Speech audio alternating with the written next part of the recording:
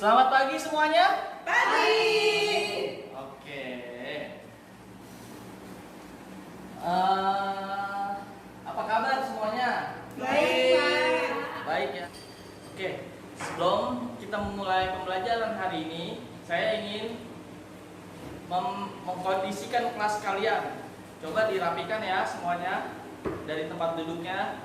Lihat sampah yang di bawah. Kalau ada sampah yang di bawah, tolong dibuang demi kenyamanan dalam kegiatan belajar mengajar. Ayo, rapikan. Dirapikan ya.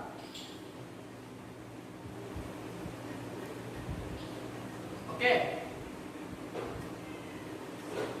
Sebelum belajar, kita berdoa dulu ya. Tolong ketua kelas mohon dipimpin untuk pelaksanaan doa. Oke, baik teman-teman.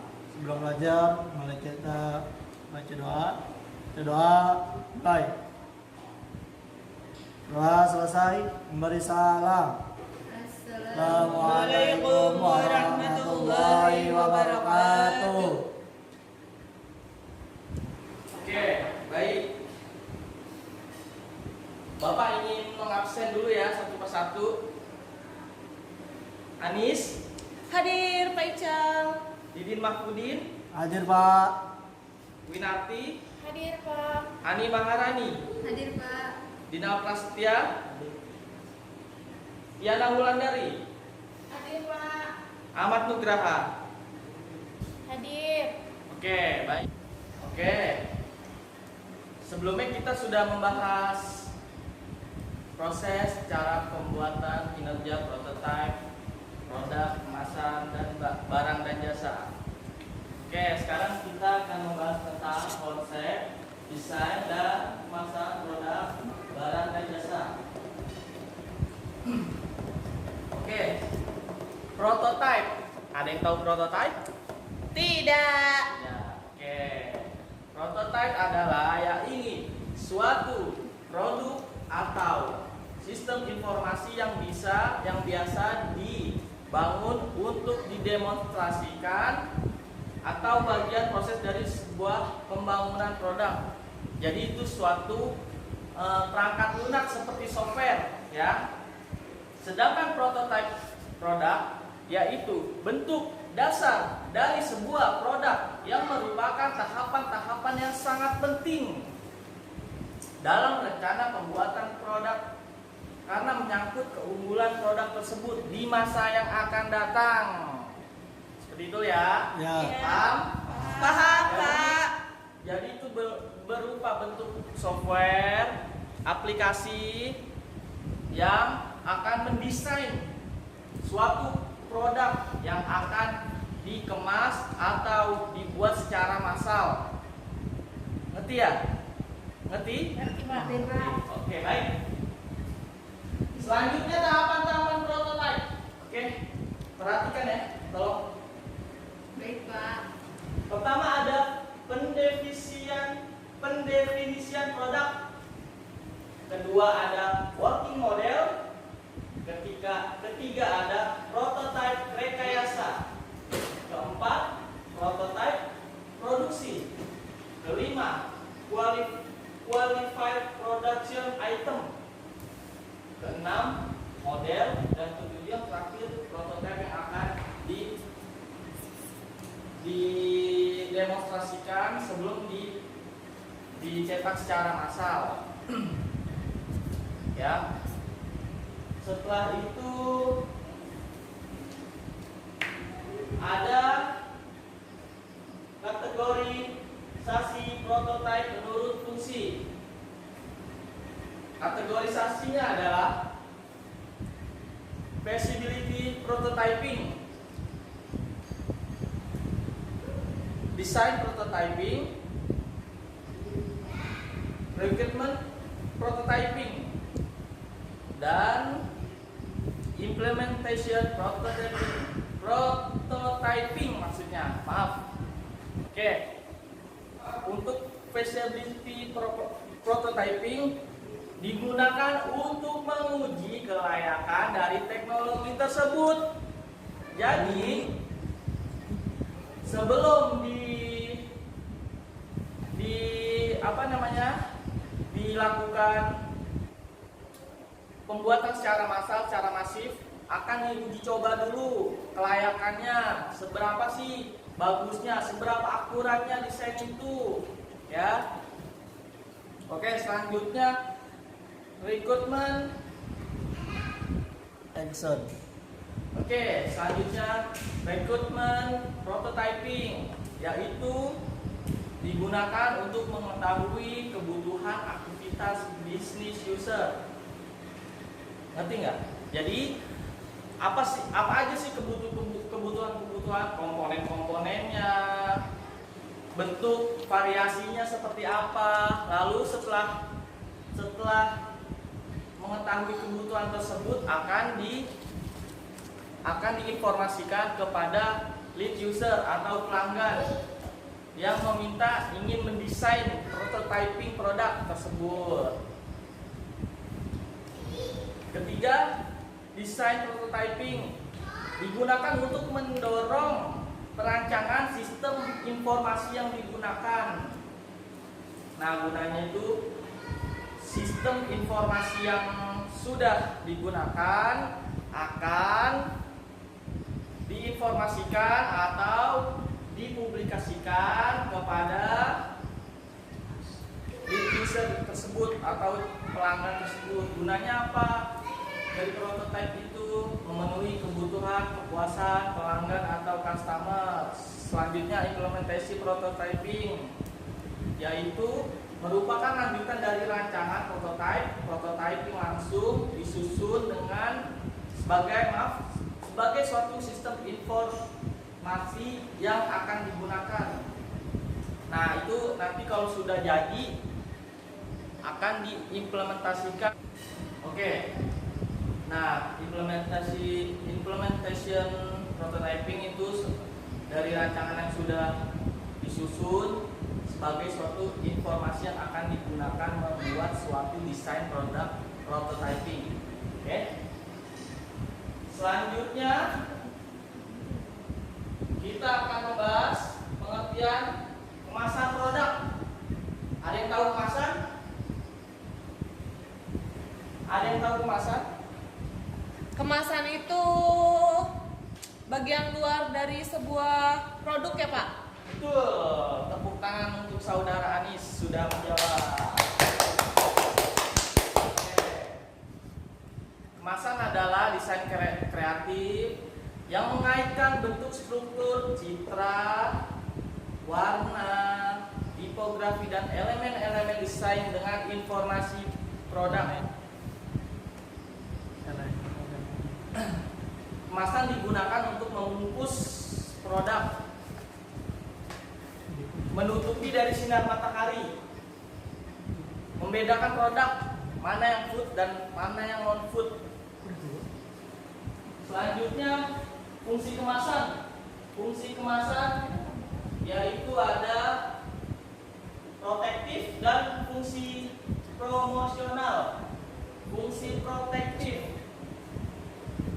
protektif yaitu melindungi, mengawetkan produk yang ada di dalamnya, melindungi dari kotoran-kotoran debu, melindungi dari udara-udara yang tidak bisa membuat suatu produk di dalamnya. Apa sih fungsi yang kedua? Fungsi promosional dari fungsi kemasan. Fungsi promosional maksudnya ya. Fungsi promosional yaitu untuk menambah daya tarik, lalu memberi sarana informasi atau iklan, memperluas pemasaran. Selanjutnya jenis-jenis kemasan. Sini ya, jenis-jenis kemasan. Sini udah, sekarang ke sini.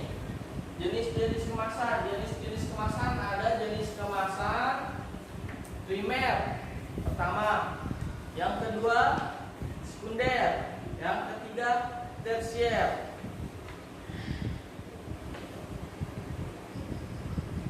Oke, coba tolong diperhatikan. Ini ada gambar sebuah kardus Indomie. Menurut teman-teman, ini masuk dalam kategori kemasan primer, sekunder, atau tersier. Tersier ya Pak? Kemasan sekunder. Oh, Kemasan premier saya jelaskan dulu. Kemasan premier yaitu kemasan yang langsung mewadahi suatu produk seperti kaleng susu, minuman botol minuman, plastik Indomie, plastik kemasan kopi. Nah, sedangkan kemasan sekunder itu yang membungkus dari kemasan produk seperti kayak pop mie misalkan ada kartonnya di luar. Nah, itu yang dikatakan kemasan sekunder. Kemasan tersier yaitu kemasan yang diperlukan untuk digunakan sebagai pelindung pengangkut selama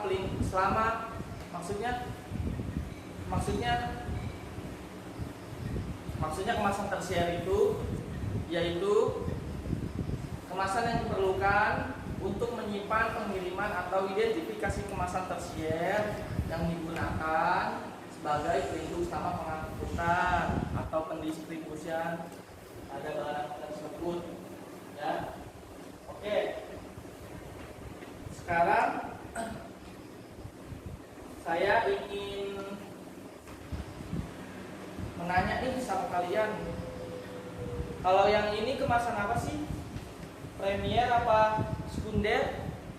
Sekunder Pak. Premier. Premier. Oke, bagus. Soalnya dia langsung mewadahi produk tersebut.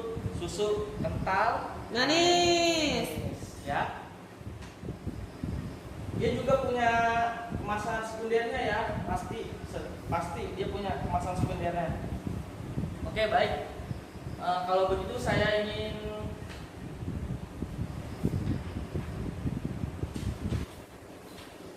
membagi kelompok, 3 kelompok.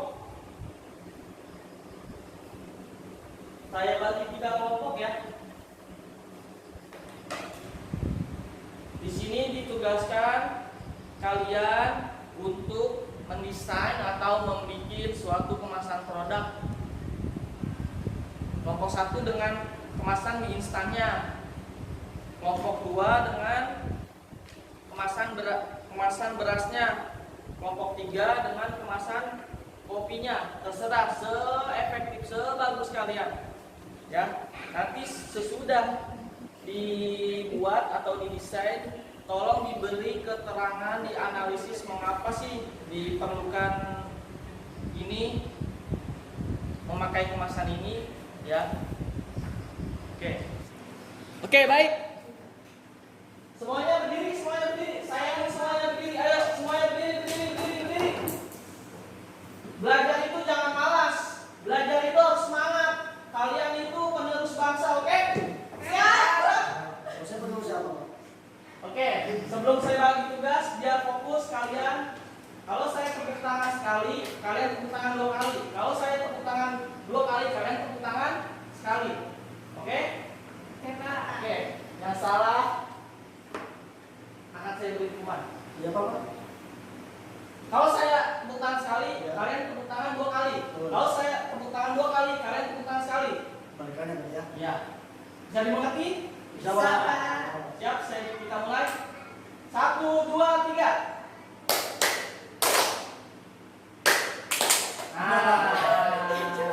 Kan curang bapaknya. Bapaknya kerja. Saya nggak curang jadi guru. Kalau kalian kita. Oke. Oke Pak Lari Pak. Kita ke fokus Pak. 1, 2, 3.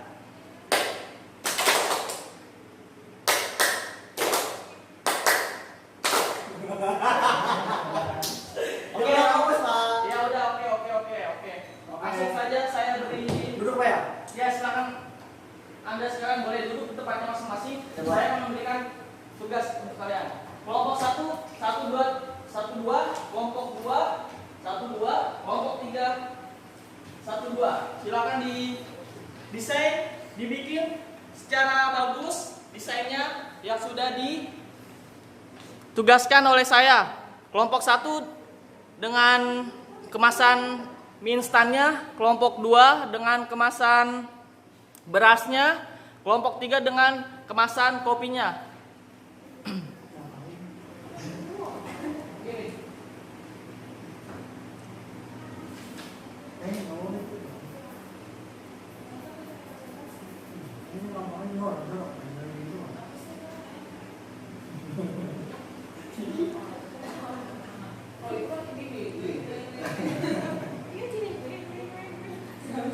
Kamu kok melakukan?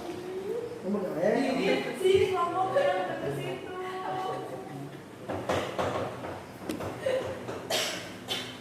Pak, ini diapain tugasnya, Pak?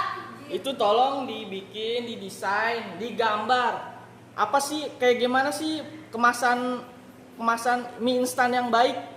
Ya, harus udah digambar ya Pak itu. Oh, itu dijelaskan. Misalkan ada warnanya warna apa, terus produksinya itu ditaruh di sebelah mana, barcode-nya itu ditaruh di mana.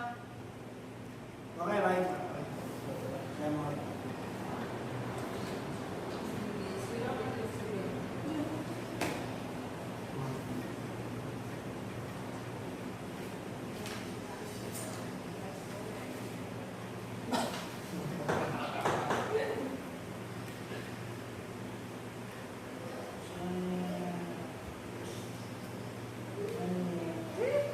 Pak, waktunya 8 menit lagi. Saya kasih waktu 5 menit lagi dari sekarang. Pak, cepat amat Pak, langsung saja Pak. Oke, baik. Sudah ya? Sudah? Pak. Sudah. Tolong perwakilan setiap kelompok untuk maju dan mempresentasikan hasil desain gambar kreativitas kalian untuk pembelajaran hari ini.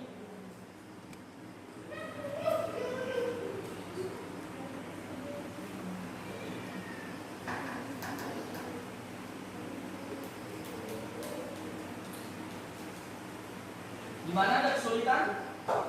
Tidak, Pak. Ini gampang. Gampang-gampang sulit Pak. Terus gampang. Oke, Pak, oke sudah ya. sudah, Pak. Oke, sekarang kelompok 1 mohon maju ke depan perwakilan untuk dipresentasikan. Kelompok 1 tadi siapa? Saya Pak. Baik. Kami. Baik, Didin. Untuk kesiapannya, waktu dan tempat dipersilakan. Baik Pak, ini maksudnya di sini aja apa bagaimana Pak? Silakan maju ke depan. Ya Pak, baik. Baiknya. Masih dan berdiri. Ini sini Pak. Ya. Di sini dong, Didin. Ngadepin sana, Bapak. Oke Pak, jadi di sini kita adalah membuat desain kemasan mie instan. Kita ambil contoh kecil di sini yaitu adalah tentang pop mie. Ya Pak, di sini ada pop mie. Nah di sini kita desain dengan semaksimal mungkin, dengan semenarik mungkin. Nah di sini kami taruh barcode kodenya, barcode kode di sini Pak. Di sini kita taruh di atas barcode-nya.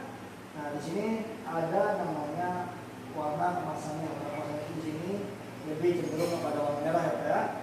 Nah dan juga di sini sebelah bacaan kopi, di sini kita taruh informasi rasanya, rasa dari kopi tersebut ya. Komposisi ya, komposisi bahannya. Tuh ini komposisi warna. Nah di sini kita menggunakan yaitu styrofoam Pak. Kenapa sih pakai styrofoam kalau boleh saya tahu? Nah, kenapa kita menggunakan styrofoam Pak di sini? Karena bahan styrofoam itu sudah melalui analisa dari BPOM. Nah, kenapa? Penggunaan styrofoam itu melindungi makanan dari aroma yang tak sedap dari luar.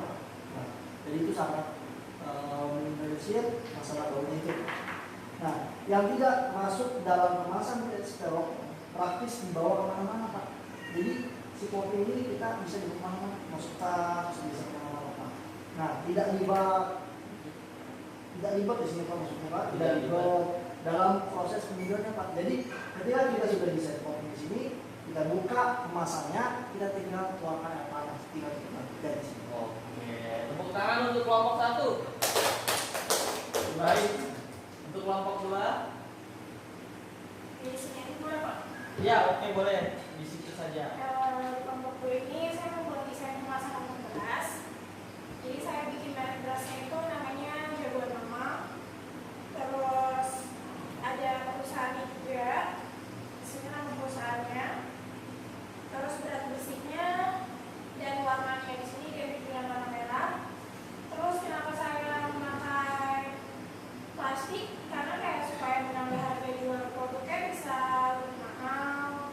Terus lebih kuat juga untuk menahan berat bersihnya beras, serta lebih kuat dan lebih modern dan sesuai dengan dari produk ini sih Pak. Beras ya. Iya, produk beras. Nah, Jadi mungkin harus yang pakai beras plastik. beras dikemas dari kaleng. Iya Pak. Baik. Ya Pak, itu aja. Baik ya. Terima kasih untuk kelompok 2. Sekarang yang terakhir untuk kelompok 3. Silakan kelompok 3 dipresentasikan hasil karyanya. Oke. Dalam desain saya membuat desain kemasan kopi. Nah, di sini saya mengambil kemasan kopi yang judulnya itu kapal api. Oh, siap. Logo kapal api. Nah, di sini ada warna hitam, merah, nah warna khas dari kapal api tersebut. Kemudian keunggulan kemasan saset ini juga terletak pada takarannya yang pas untuk diseduh. Kemudian desain dari kapal api tersebut ini desainnya yaitu desain plastik kotak sesuai bentuk mengemas tumbukan kopi bubuk beserta gula. Terusnya ada kemasan dapat mudah dibawa kemana-mana. Nah, isinya yaitu berat bersih kemasan yang di bawahnya. Baik. Kemudian ada Baik, terima kasih. Sekian pembelajaran kita hari ini. Semoga bermanfaat untuk kalian semua. Apa yang disampaikan, apa yang ditransformasikan menjadi inspirasi kalian untuk menampilkan desain-desain yang kreatif sedemikian mungkin. Mungkin ada sumber lain yang bisa kalian cari untuk melengkapi materi pembelajaran kita hari ini. Wabillahi taufiq wal hidayah. Wassalamualaikum warahmatullahi wabarakatuh.